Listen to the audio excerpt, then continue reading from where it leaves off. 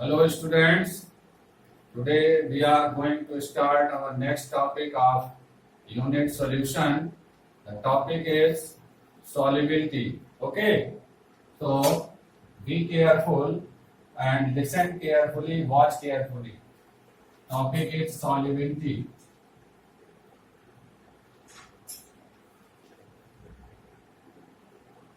What is solubility? When you add any substance in a solvent,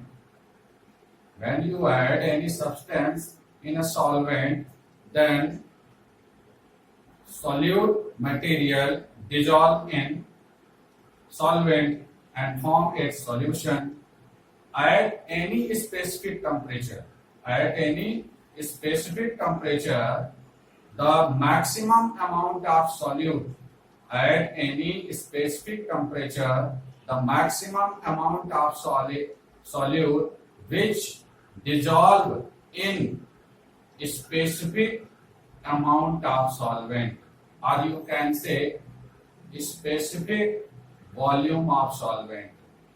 आप कह सकते हैं कि किसी सॉल्वेंट के 1 लीटर में सॉल्यूट का मैक्सिमम अमाउंट किसी स्पेसिफिक टेम्परेचर पर जो डिजॉल्व हो जाएगा उसे हम उसकी सॉल्युबिलिटी कहेंगे। ये बार बार 2 टर्म आ रहे हैं, स्पेसिफिक टेम्परेचर, इसका मतलब समझ रहे हैं कि solubility is much more dependent on the temperature. ठीक है ना। मान लीजिए आप रूम टेम्परेचर पर किसी की सॉल्युबिलिटी चेक कर रहे हैं तो उसकी सॉल्युबिलिटी आती है 50 ग्राम पर लीटर, लेकिन वही आप क्या कर रहे हैं, टेम्परेचर बढ़ा दे रहे हैं। ठीक है, और फिर आप उसको चेक कर रहे हैं तो उसकी सॉल्युबिलिटी आ गई 70 ग्राम पर लीटर। आप तो कहने लगेंगे सर आपने तो 50 ग्राम पर लीटर बताया था, हमने तो चेक किया तो 70 ग्राम पर लीटर आ रही है। या ऐसा भी हो सकता है कि हम उत्तराखंड रीजन में है, कोल्ड रीजन में है, वहां पर सॉल्युबिलिटी आ रही 50 ग्राम पर लीटर, आप बिल्कुल हॉट रीजन में पहुंच गए, साउथ इंडिया में पहुंच गए, और उसी टाइम पर आप सॉल्युबिलिटी सेम चीज की सेम सॉल्वेंट में आप चेक कर रहे हैं तो सॉल्युबिलिटी उसकी 55 ग्राम पर लीटर आ रही है। तो टेम्परेचर फिक्स होना चाहिए, क्योंकि जो सॉल्युबिलिटी है दिस इज डिपेंडेंट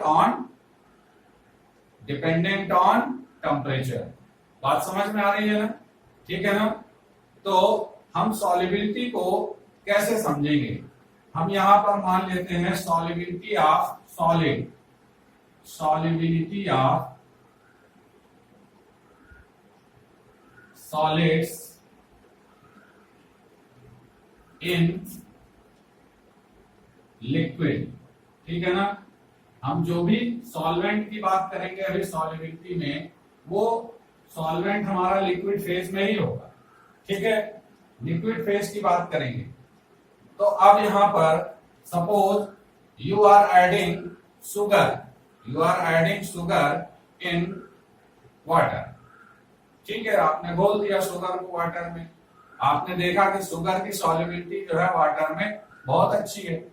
लेकिन अगर आप शुगर को किसी नॉन पोलर सॉल्वेंट में ले रहे हैं, जस्ट लाइक आप बेंजीन में डिसॉल्व कर रहे हैं, कार्बन टेट्राक्लोराइड में डिसॉल्व कर रहे हैं, कार्बन डाइसल्फाइड में डिसॉल्व कर रहे हैं, ये नॉन पोलर सॉल्वेंट है, तो क्या होगा, शुगर डिसॉल्व ही नहीं होगी, या डिसॉल्व होगी तो वेरी वेरी लेस अमाउंट में डिसॉल्व होगी।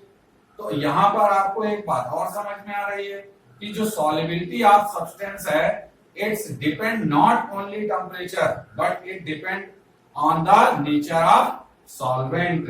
ये सॉल्वेंट के नेचर पर भी डिपेंड करती है। ठीक है ना। अब दूसरी बात हम कहने जा रहे हैं, आपने सोडियम क्लोराइड को वाटर में डिसॉल्व किया, उसकी सॉल्युबिलिटी आपको मान लीजिए मिल रही है 100 ग्राम पर लीटर एट रूम टेम्परेचर। ठीक है ना।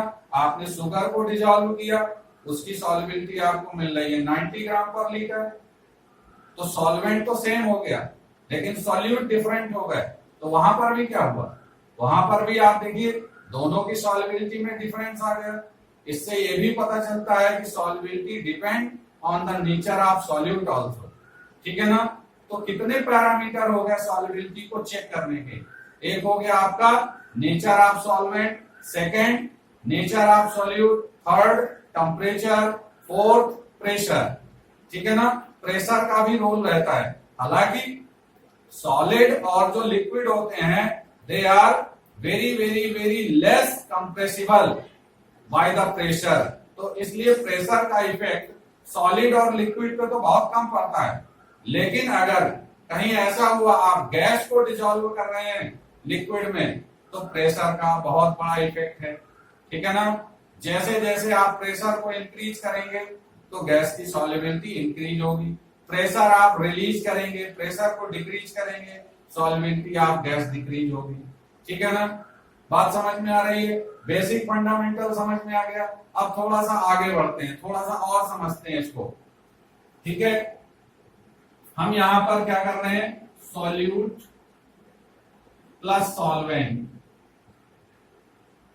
सॉल्यूट प्लस सॉल्वेंट दोनों को मिक्स किया तो उससे क्या बन गया, उससे बन गया सॉल्यूशन। अब यहां पर आप देख रहे हैं हमने एरो की जगह इक्विलिब्रियम का साइन यूज किया है। इसका क्या मतलब है, इसका मतलब यह है कि सॉल्यूट और सॉल्वेंट मिक्स होकर के सॉल्यूशन बनाते हैं। सॉल्यूशन सेपरेट होकर के सॉल्यूट और सॉल्वेंट में अलग अलग भी हो जाता है। समझ रहे हैं? अब इसको जरा बहुत ध्यान से मेरी गौर से मेरी बात को सुनिएगा। ठीक है ना, अब सपोज करिए कि आप शुगर को वाटर में ऐड कर रहे हैं।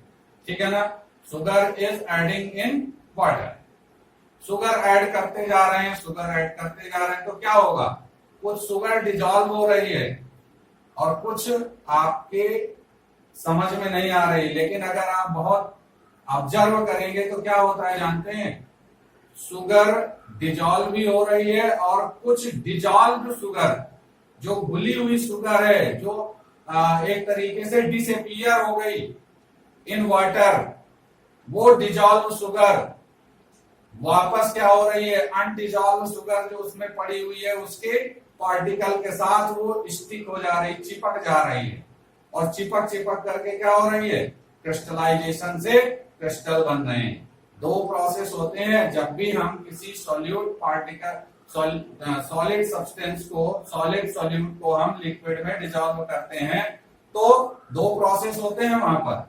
एक होता है सॉल्यूट का डिसॉल्व होना, सॉल्यूट का किसी लिक्विड में डिसॉल्व होना, this is called dissolution, dissolving of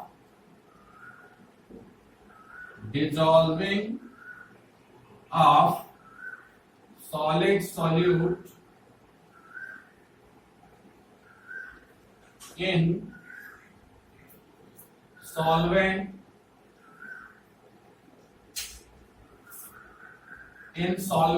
you can say solution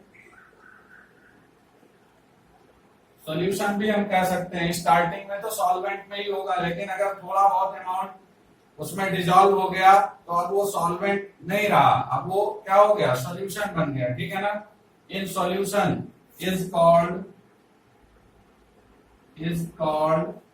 dissolution. क्या कहते हैं उसको, dissolution.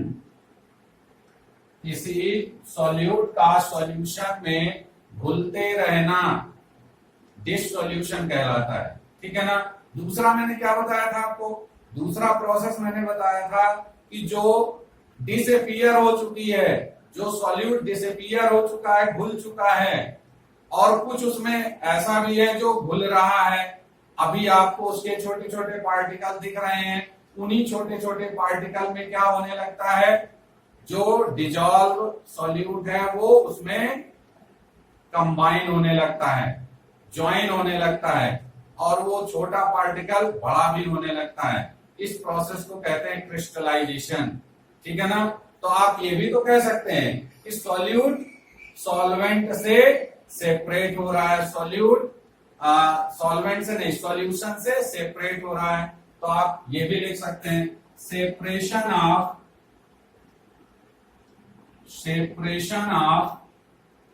Solute from solution is called is called crystallization.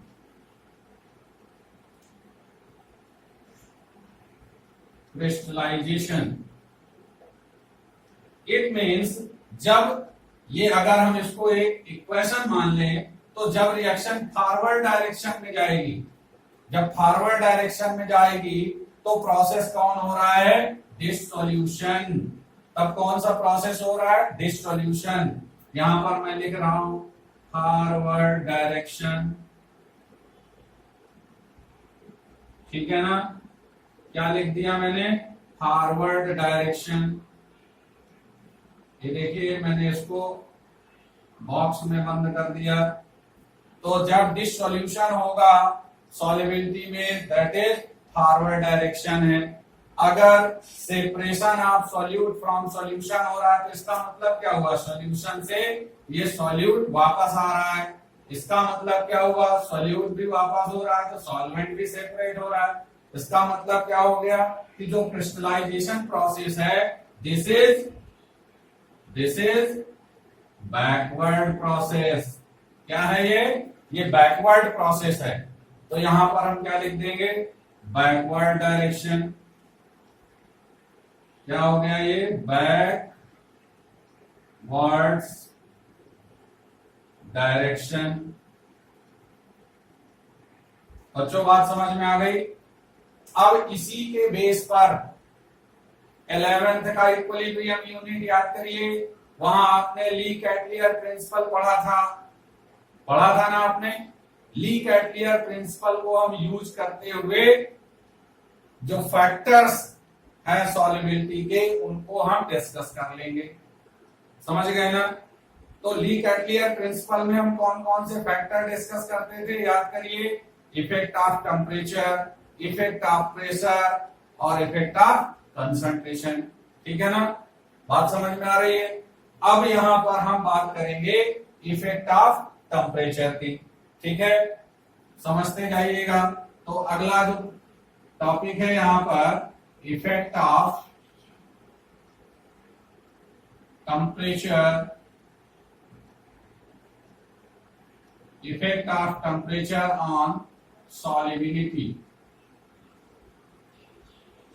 लेकिन ध्यान रहे मेन टॉपिक क्या है? Solubility of solids in liquid. अभी हम जो सॉल्यूट है वो सॉलिड स्टेट में है और जो सॉल्वेंट है वो लिक्विड स्टेट में है, मैं उसकी बात कर रहा हूं। वहां पर इफेक्ट ऑफ टेम्परेचर की बात कर रहा हूं। ठीक है ना? अब मैं आपको बताता हूं कि सॉल्यूट का सॉलिड स्टेट से लिक्विड स्टेट में जाने में क्या होगा। लार्जर मॉलिक्यूल से स्मॉलर मॉलिक्यूल में जा रहा है तो क्या होगा वहां पर? बताइए। वहां पर एनर्जी एब्जॉर्ब होगी। मतलब क्या होगा? यहां पर ये जो प्रोसेस है, जो फॉरवर्ड डायरेक्शन का प्रोसेस है, दिस इज एंडोथर्मिक। कैसा होगा? एंडोथर्मिक। समझ रहे हैं? लेकिन वही सॉल्यूट का सेपरेट होना मतलब वापस स्मॉलर पार्टिकल से लार्जर पार्टिकल में कन्वर्ट हो रहा है सॉल्यूट। तो ये जो प्रोसेस होता है दिस इज एक्सोथर्मिक। ये कैसा प्रोसेस है? एक्सोथर्मिक है। बात समझ में आ रही है? ये कैसा प्रोसेस है? एक्सोथर्मिक है। ठीक है ना? अब एक्सोथर्मिक प्रोसेस में जो डेल्टा एच, एंडोथर्मिक प्रोसेस में डेल्टा एच की वैल्यू क्या होगी? बताएं जरा। Delta H is greater than 0। Delta H is greater than 0 when the process is endothermic. और वहीं पर जब प्रोसेस एक्सोथर्मिक होगा तो क्या हो जाएगा? Delta H become less than 0। समझ में आया? इसका मतलब क्या हुआ? यहां पर एनर्जी रिक्वायर्ड है और यहां पर क्या हुआ? एनर्जी रिलीज हो रही है। ठीक है ना? रिलीज एनर्जी किस में आती है? नेगेटिव साइन में आती है। और नेगेटिव साइन में अगर 1 कैलोरी एनर्जी या 1 जूल एनर्जी भी रिलीज हो रही है तो -1 हो गया। तो क्या हो गया? वो 0 से कम हो गया। लेस देन 0 का मीनिंग क्या है? यहां पर energy released from the system, ठीक है ना, energy released from the system that is exothermic, ठीक है ना। और एंडोथर्मिक में क्या है, energy absorb by the system, ठीक है ना। अब ली कैटलियर प्रिंसिपल क्या कहता है, when you increase the temperature then equilibrium shifted towards that direction where heat is absorbed, ठीक है ना। अगर आप किसी प्रोसेस का टेम्परेचर बढ़ाएंगे तो उसमें इक्विलिब्रियम अगर है तो इक्विलिब्रियम उस डायरेक्शन में शिफ्ट होगा जिस तरफ एनर्जी क्या होगी, एब्जॉर्ब होगी, ठीक है ना। अभी मैं थोड़ी सी बात आपको यहां समझा देता हूं। मैंने आपको स्टार्टिंग में बोला था कि मैंने ये जो साइन यूज किया है ये इक्विलिब्रियम का साइन है। तो मैंने यहां आपको बताया था कि dissolving of solute in solution is called dissolution and separation of solute from solution is called crystallisation. तो बच्चों क्या होगा, when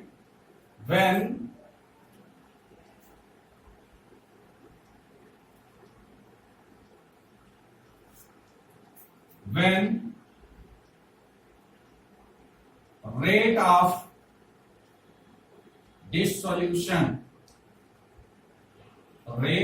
dissolution become equal to rate of crystallization,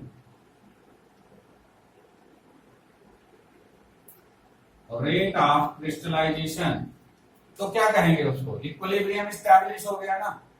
rate of forward reaction is equal to rate of backward reaction, इसको क्या बोलते हो आप, equilibrium state बोलते हो ना। और इक्विलिब्रियम कैसा होता है, आपको अच्छे से याद है ना, इक्विलिब्रियम डायनामिक होता है ना। अभी अभी आपने देखा कि हमें लग रहा है कि हमारा सॉल्यूशन बन चुका है, लेकिन वहां पर दो प्रोसेस हो रहे हैं, ठीक है ना।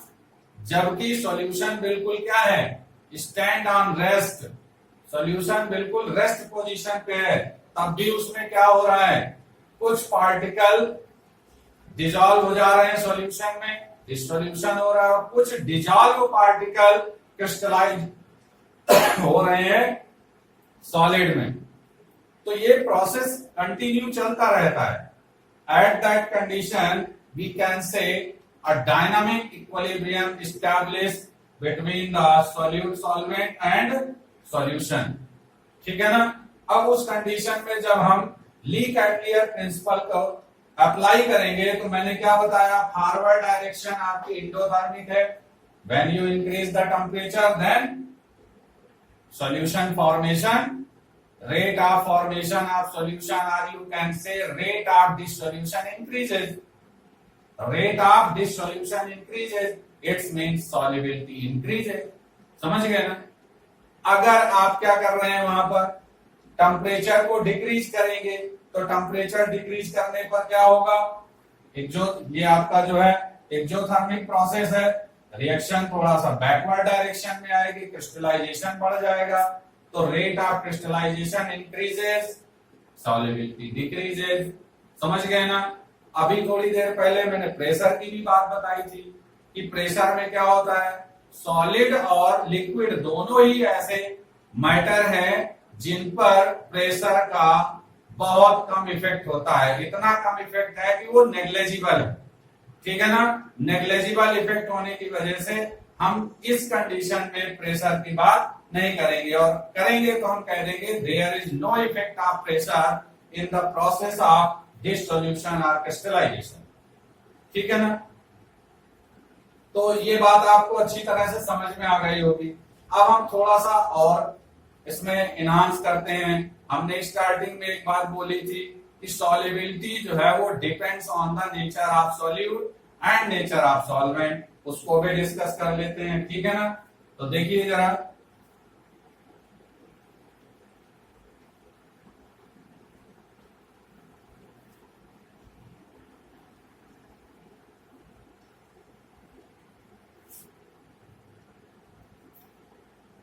हम यहां पर कुछ एग्जांपल लिख रहे हैं।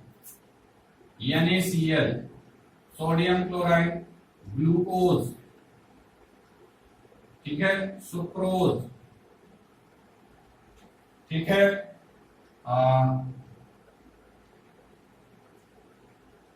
पोटेशियम सल्फेट K2SO4, ठीक है ना, एंथ्रासीन, ठीक है,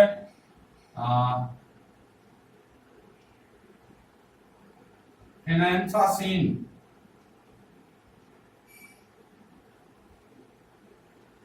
ठीक। अब यहां पर ये तो हो गए हमारे सॉल्यूट, क्या हो गए, सॉल्यूट। इनका नेचर लिख ले, तो नेचर कैसा है इसका, ये आयोनिक है, कैसा है, आयोनिक। ग्लूकोज कैसा है, polar, sucrose polar, K2SO4 ionic, anthracene non polar, फिनाइल्फ्रासीन नॉन पोलर, ठीक है। अब इधर हम कुछ सॉल्वेंट की बात करते हैं। सॉल्वेंट, सॉल्वेंट में हमने लिया वाटर H2O, ठीक है ना, एल्कोहल, एसीटोन, ठीक है, benzene, carbon tetrachloride, carbon disulphide, ये हमने कुछ सॉल्वेंट ले लिए, ठीक है। अब इनका भी नेचर लिख लेते हैं। वाटर का नेचर कैसा है, पोलर, एल्कोहल कैसा है, पोलर, एसीटोन कैसा है, पोलर, बेंजीन कैसा है, non polar, CCl4 non polar, CH2 carbon disulphide कैसा है, नॉन पोलर, ठीक है ना। अब अगर हम आपसे ये कहें कि जो मेल कम्युनिटी है वो क्या फीमेल कम्युनिटी के बीच में बैठ करके क्या सिंगिंग कर सकती है, कर भी सकती है, लेकिन क्या हो गया, एक ग्रुप अलग हो गया।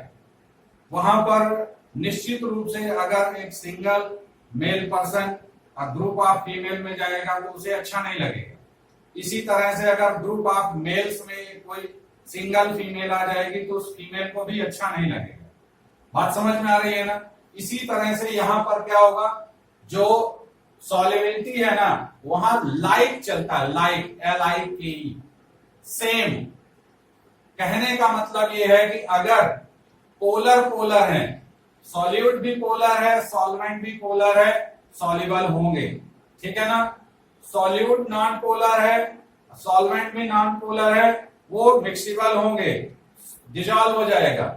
लेकिन अगर आपने पोलर को नॉन पोलर में डिजॉल्व किया है तो सॉल्युबिलिटी ना के बराबर होगी या नहीं होगी। समझ गए ना, आपको इस बात को ध्यान रखना है। हाँ, अब यहां पर एक दूसरा जो हम कैरेक्टर ले रहे हैं वो आयोनिक। तो आयोनिक कैरेक्टर भी जो होता है उसमें 100% आयोनिक कैरेक्टर कंपाउंड में नहीं होता, मतलब कुछ परसेंट उसमें पोलर कैरेक्टर होता है, कुछ परसेंट उसमें पोलर कैरेक्टर होता है। इसको हम पोलैरिटी को कैसे हम मेजरमेंट कर लेते हैं, पोलैरिटी का मेजरमेंट करने के लिए हम क्या करते हैं, डाइपोल मोमेंट को फाइंड आउट कर लेते हैं। अगर किसी सॉल्वेंट का डाइपोल मोमेंट काफी अधिक है, ठीक है ना, और इधर पोलर का भी जो सॉल्यूट है उसका भी डाइपोल मोमेंट काफी अधिक है, क्या होगा, अच्छे से डिसॉल्व हो जाएगा। अगर दोनों के डाइपोल मोमेंट में डिफरेंस होगा तो सॉल्युबिलिटी में अंतर आएगा। ज्यादा डिफरेंस हो गया सॉल्युबिलिटी कम होगी, डिफरेंस कम होगा सॉल्युबिलिटी ज्यादा होगी। बात समझ में आ रही कि नहीं आ रही। तो इस तरीके से आपको ध्यान रखना है कि solute and solvent both are mixable in the like solvent, solute are dissolved in like solvent, इस तरीके से आप कह सकते हैं।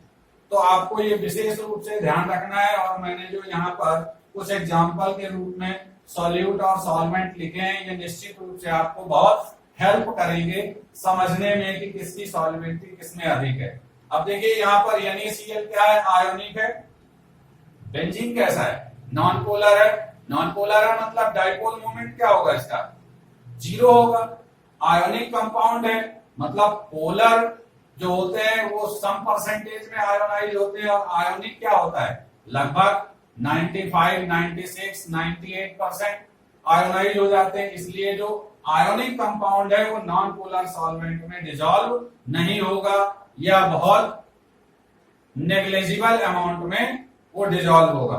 बात समझ में आ रही कि नहीं आ रही? अच्छा, आगे जरा देखिए, मैं आपको कुछ यहां पर कुछ करेक्शन करने जा रहा हूं, थोड़ा सा आप समझिएगा और थोड़ा सा ऐड भी करना है। तो अभी मैंने आपको थोड़ी देर पहले दिखाया था, एक इक्वेशन लिखी थी मैंने, solute plus solvent reversible solution. मैं आपसे बोल रहा था कि ये इक्विलिब्रियम का साइन है, इसको रिवर्सिबल का साइन कहते हैं, ठीक है ना। एक्चुअली ये रिवर्सिबल प्रोसेस रहता है, सॉल्यूट सॉल्वेंट मिलकर सॉल्यूशन बनाते हैं डिसोल्यूशन प्रोसेस से, और सॉल्यूशन से क्रिस्टलाइजेशन प्रोसेस से सॉल्यूट और सॉल्वेंट सेपरेट हो जाते हैं। तो थोड़ा सा करेक्शन रखिएगा, this is the sign of reversible process, ठीक है ना, आप इसको ध्यान रखिएगा। दूसरा मैं एक बात और आपको बताना चाहता हूं, वो है सैचुरेटेड सॉल्यूशन। सैचुरेटेड सॉल्यूशन, ठीक है, किसी स्पेसिफिक टेम्परेचर प्रेशर पर सॉल्यूट का मैक्सिमम अमाउंट जो स्पेसिफिक वॉल्यूम ऑफ सॉल्वेंट में या स्पेसिफिक वॉल्यूम ऑफ सॉल्यूशन में डिसॉल्व रहता है, that is called saturated solution. Means saturated solution is the solution in which maximum amount of solute is dissolved in specific volume of solution at specific temperature and pressure। ठीक है, आपको बात समझ में आ गई, इसको आपको ध्यान रखना है। कहने का मतलब ये है कि डिफरेंट टेम्परेचर पर जो है, जो सैचुरेटेड सॉल्यूशन है उसमें जो मैक्सिमम अमाउंट ऑफ सॉल्यूट है उसकी मात्रा, उसका अमाउंट चेंज होता रहता है। जैसे जैसे आप टेम्परेचर बढ़ाते जाएंगे वैसे वैसे मैक्सिमम अमाउंट ऑफ सॉल्यूट आपका इंक्रीज होता जाएगा, ठीक है ना। इस बात को आपको ध्यान रखना है, ठीक। Okay, thank you.